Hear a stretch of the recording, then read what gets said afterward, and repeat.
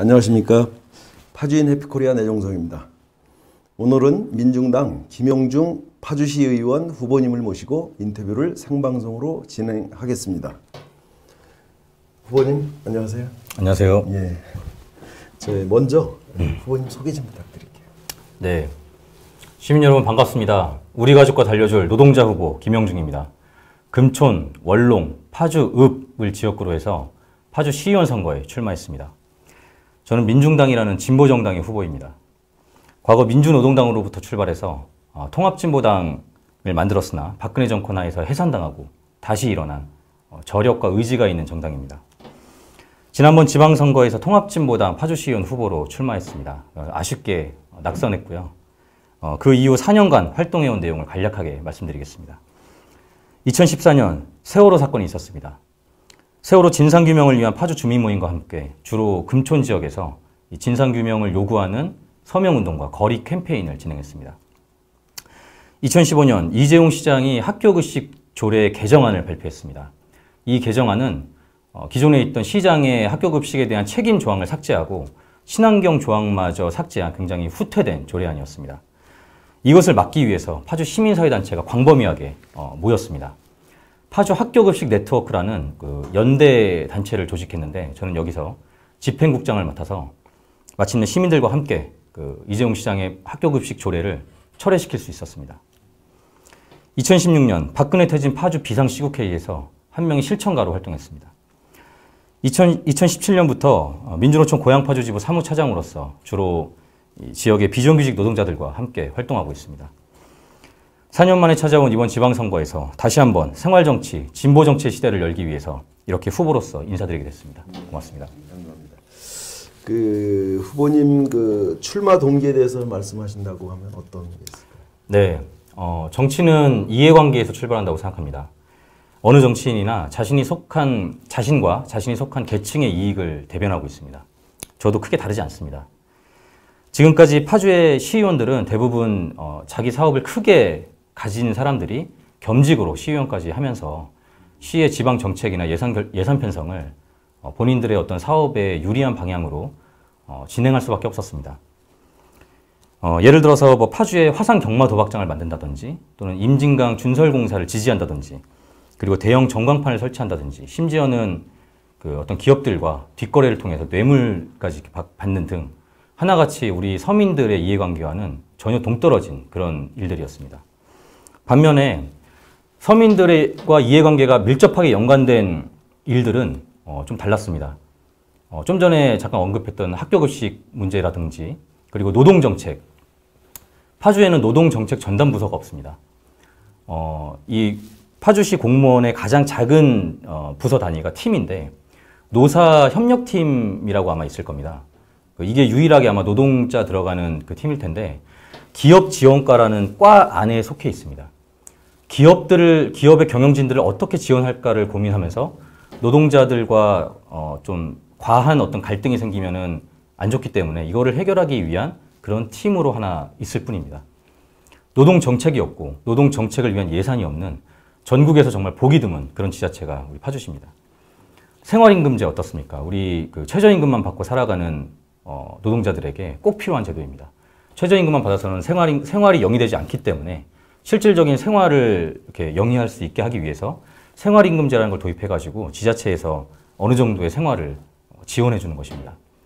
경기도 30개 지자체가 모두 생활임금제를 도입하고 있는 마당에 파주시만 추진조차 하고 있지 않은 실정입니다. 문재인 정부가 공공부문 비정규직 정규직화를 공약했습니다. 최근에 고용노동부에서 전국 실적을 발표했는데 파주시의 수준이 최하위였습니다. 이런 결과들은 바로 지금까지 파주 정치인들이 정말 우리 같은 노동자나 서민들과 이해관계가 없었기 때문이라고 생각합니다. 저는 노동자와 함께 활동해왔고 여러분과 같은 시대에 이렇게 아이들을 키우며 살아가고 있습니다. 저 같은 노동자, 육아 아빠가 정치를 한다면 이해관계가 다른 만큼 지금까지 정치인들과 이해관계가 다른 만큼 그 결과 또한 다를 수밖에 없습니다.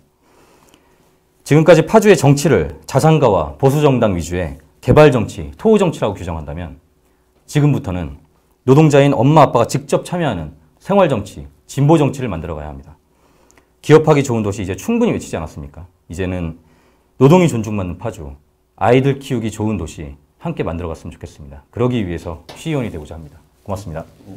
감사합니다. 그 후보자님만의 그 차별화된 공약이나 정책이 있다면 무엇이 있을까요? 네, 6가지 분야의 정책을 정리를 했습니다. 뭐 이 자리에서는 좀 차별화된 부분들만 찝어서 말씀을 드리도록 하겠습니다. 첫 번째 노동 부분입니다. 비정규직 권리 보호, 생활임금제 도입, 그리고 파주시 직할 부당 노동 신고센터 설치 등으로 노동이 존중받는 파주를 만들겠습니다. 두 번째, 교육기관부터 미세먼지 방어 대책을 수립하고 대기업 노동 현장과 생활 속의 화학물질 안전관리 체계를 구축해서 우리 가족의 안전을 지키겠습니다. 세 번째, 중학교 무상교복과 고등학교 무상급식은 뭐 다른 정당도 사실 내세우고 있고요. 저는 초등학교 무상간식을 꼭 실현하고 싶습니다. 아이들 4교시 끝나고 점심 먹는데 그 전에 한 2, 3교시만 끝나면 굉장히 배가 많이 고프거든요. 이런 것들 좀 해결해보고 싶습니다. 그리고 청소년들 평화통일교육과 노동교육을 지원해서 수요에 맞게 확대해야 한다고 생각합니다.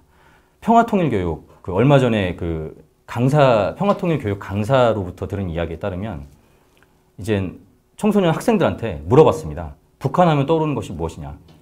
학생들 하는 이야기가 주로 뭐 도발, 뭐 핵무기, 또는 뭐 김정은 돼지 이런 좀 굉장히 부정적인 단어들 뿐이었습니다.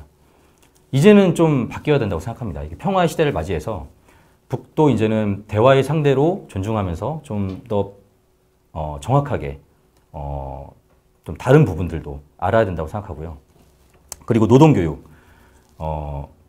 우리 아이들이 나중에 커서 모두 대부분 노동자로 살아가게 될 텐데 자주적인 노동자로 살아가기 위해서는 노동의 참된 의미가 무엇인지 그리고 노동자의 권리가 무엇인지 이런 것들을 학생 때 바르게 알아야 한다고 생각합니다. 이런 것들을 너무 모르는 상태에서 나중에 이제 취업하게 되면서 겪는 어떤 좀 부당한 어떤 그 처우와 이런 어려움들 이런 것들을 지금 어른들이 많이 이렇게 호소하고 있는데 그 전에 학생 때부터 많이 그런 교육이 좀 있어야 한다고 생각하고 그렇기 때문에 이런 것들을 좀 지원하고 확대할 수 있도록 노력하겠습니다.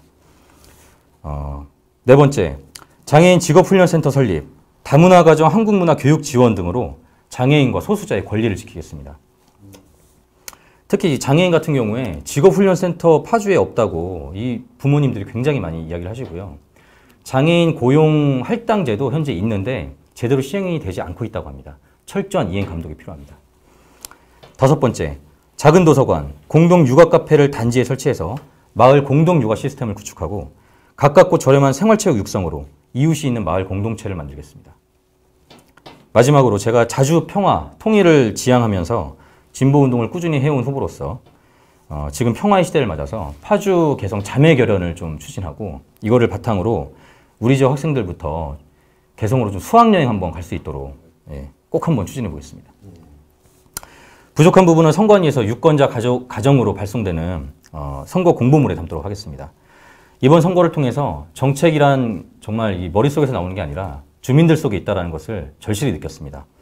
선거운동이 곧 정책 연구이다라는 생각으로 주민 속으로 정말 곳곳을 다니면서 많이 듣도록 하겠습니다. 고맙습니다. 지금까지 말씀 감사합니다. 그 마지막으로 독자 여러분께 마무리 인사 부탁드리겠습니다. 네, 제가 지난번 선거에 나왔을 때 금촌에 물놀이터 하나 만들겠다는 것을 크게 공약으로 내걸었습니다. 근데 이번 선거에서는 이게 이제 민주당 공약이 됐습니다. 저는 진보정당의 역할이 바로 이런 것이라고 생각합니다. 우리 시민들에게 필요한 진보 의제를 새롭게 발굴하고 현실성 있게 추진하면 3, 4년 후에는 이것이 반드시 보편 의제가 되고 어느덧 현실이 됩니다.